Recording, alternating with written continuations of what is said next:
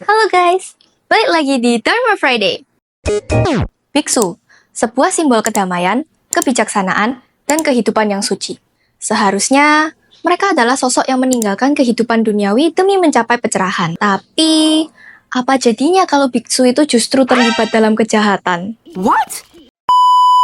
Thailand, negara dengan populasi mayoritas Buddhis, pada tahun 2024 kemarin kembali diguncang oleh skandal yang mengejutkan. Polisi menemukan 73 mayat tersembunyi di 2 kuil di Provinsi Pichit. Kepala biara yang bertanggung jawab atas kuil tersebut mengklaim bahwa mayat-mayat itu digunakan untuk mengajarkan meditasi kepada para biksu. Tapi, apa iya sih? Dan ini bukan pertama kalinya. Masih ingat Wirapol Sukpol, biksu yang memamerkan tumpukan uang di jet pribadinya, mempunyai mobil sport, jet pribadi, dan skandal yang melibatkan miliaran baht dari dana umat? Atau kasus biksu lain yang kedapatan menyewa wanita malam? Astaga. Mengapa ini terus terjadi? Bagaimana seorang biksu bisa berubah dari pencari pencerahan menjadi pelaku kejahatan? Bahkan, ini terjadi di Thailand yang dimana mayoritas penduduknya beragama Buddha dan juga salah satu negara dengan populasi pemeluk agama Buddha terbesar di dunia. Yang dimana kasus-kasus kriminal ini sangat mencoreng citra biksu dan kuil-kuil di Thailand yang sebelumnya dianggap sebagai tempat suci dan penuh kedamaian. Dari kasus penipuan, penggelapan uang, sampai bahkan pelecehan seksual. Yuk, mari kita telusuri satu-satu kasus tersebut di Dharma Friday kali ini.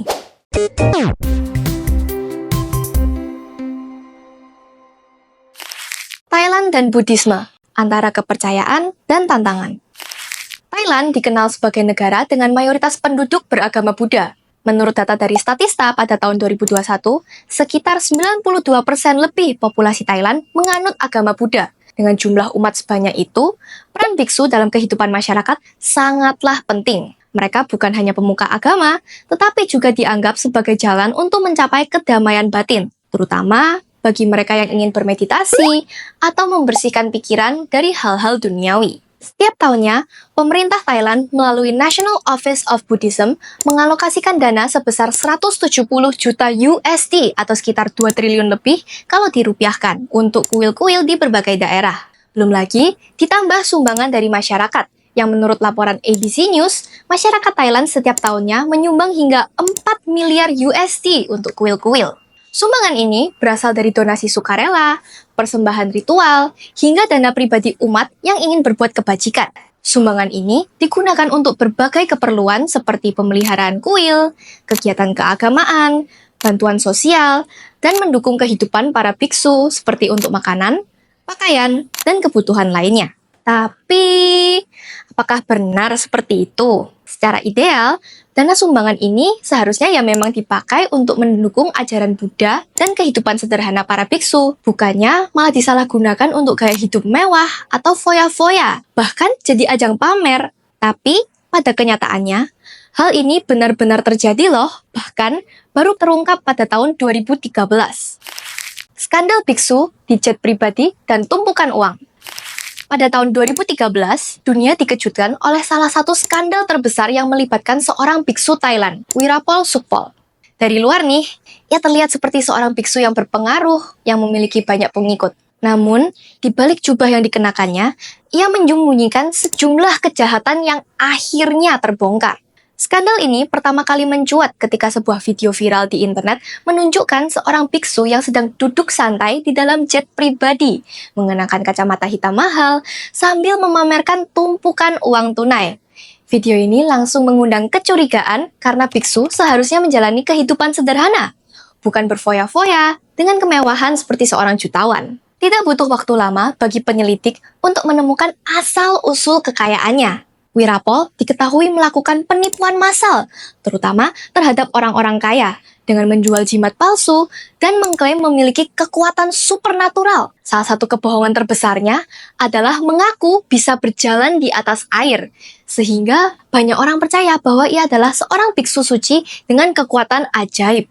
Jika kejahatan finansialnya saja sudah mengejutkan nih ya, yang terungkap berikutnya lebih menggemparkan lagi. Wirapol ternyata juga terlibat dalam skandal seksual.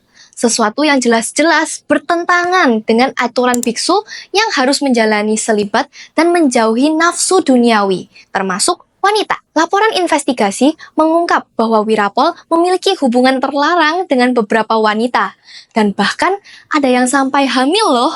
Bayangkan, salah satu kasus yang paling mencengangkan adalah ketika seorang wanita membawa anaknya untuk dilakukan tes DNA.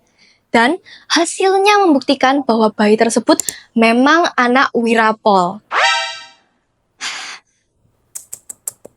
Parah banget.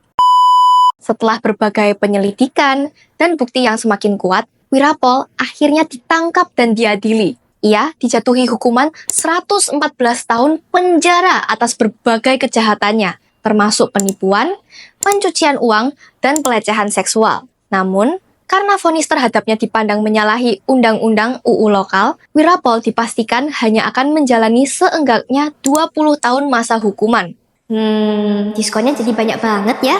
Walaupun setelah kasus ini, masih ada kasus-kasus lainnya yang terjadi, tapi kasus ini tuh jadi salah satu yang paling mengguncang kepercayaan masyarakat terhadap institusi keagamaan di Thailand. Tapi sebenarnya, ini bukan kejadian pertama kali loh. Sebelum kasus Wirapol ini, ada kasus yang terjadi di tahun 1993. Apa itu? Dari karismatik ke skandal memalukan. Jadi, semua bermula ketika sekelompok perempuan datang ke Dewan Administrasi Biara Thailand buat melaporkan kelakuan gelap seorang biksu bernama Prayantra. Seorang biksu karismatik yang waktu itu lagi naik daun dan punya banyak pengikut. Mereka mengaku kalau Prayantra telah melakukan hubungan dewasa dengan mereka, padahal sebagai biksu, harusnya dia menjalani kehidupan selibat. Parahnya lagi, salah satu dari mereka sampai hamil juga loh. Ketika diminta untuk menjalani tes DNA, Prayantra menolak. Nah, karena belum ada bukti kuat, dia akhirnya dibebaskan tuh. Tapi, kemudian pada tahun 1995, ada sebuah bukti datang dari transaksi kartu kreditnya yang menunjukkan bahwa dia telah membayar wanita-wanita malam di Australia dan New Zealand. Langsung saat itu juga, statusnya sebagai kepala biara dicabut oleh pemerintah. Dan dia juga diusir ke luar negeri. Sejak saat itu, Prayantra tinggal di Amerika. Yang bikin miris, di era 90-an, kasus biksu yang melanggar aturan kayak gini tuh lumayan banyak dan hampir ada di tiap minggunya. Mulai dari pelecehan seksual, mabuk-mabukan, judi, pencurian, dan penggelapan dana kuil, kasus narkoba, bahkan pembunuhan. Tapi, karena lama-lama berita ini mulai meredup, orang-orang udah mulai lupa dan nggak banyak membahasnya lagi. Sampai akhirnya, boom! Tahun 2013, skandal Wirapol mencuat dan bikin geger satu negara. Tapi ternyata nggak berhenti di situ, karena di tahun-tahun berikutnya, kasus skandal biksu makin banyak bermunculan lagi. Di chapter selanjutnya, kita bakal bahas kejadian yang baru banget di tahun 2024 kemarin, ini bikin geger Thailand. Kasus penemuan 73 mayat di sebuah kuil. Gila nggak sih? Penemuan 73 mayat di kuil. Kalau kamu pikir skandal biksu udah cukup gila, tunggu sampai denger yang satu ini. Di akhir November 2024, Thailand kembali diguncang skandal biksu dan kali ini lebih mengerikan dari sekedar penipuan atau hubungan terlarang. Polisi menemukan 73 mayat manusia yang disembunyikan di 2 kuil di Provinsi Pichit. Kepala biara di kuil itu mengklaim kalau mayat-mayat itu digunakan untuk melatih meditasi para biksu. Tapi beneran cuma buat itu doang. Semua berawal pada 22 November 2024 saat polisi menggerebek kuil Tipak Songpa Sangnayatam di Potale, Provinsi Pichit, dan menemukan 41 mayat dalam peti mati di pavilion meditasi. Lebih mengerikannya lagi, mereka juga menemukan lebih dari 600 buaya hidup di kolam besar yang disebut Sumur Harapan. Saat ditanya, para biksu mengklaim mayat-mayat itu disumbangkan secara sukarela.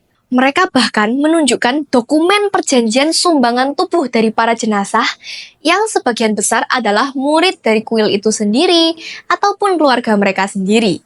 Gak lama setelah penemuan pertama, pada 26 November 2024, polisi menemukan lagi 30 mayat di kuil lain yang masih ada dipicit. Kepala biara di kuil ini punya klaim yang lebih absurd lagi. Dia bilang kalau dia punya indera keenam dan pendengaran super. Pas ditanya kenapa dia menyimpan sebanyak ini, dia menjawab tujuan utamanya adalah untuk mendisiplinkan para biksu dengan meditasi bareng mayat. Menurut dia, meditasi di dekat mayat bisa membantu biksu mengatasi ketakutan akan kematian. Jadi, mereka bisa lebih mendalami ilmu spiritual. Tapi, tetap aja, penemuan ini bikin geger seluruh Thailand. Dan akhirnya, polisi menyita semua mayat dan melakukan investigasi lebih lanjut untuk mencari tahu apakah ada kejahatan yang lebih besar di balik ini semua. Menurutmu, apakah ini beneran untuk meditasi atau ada sesuatu yang lebih gelap? Coba tulis di kolom komen di bawah ya guys. Dampaknya gak main-main.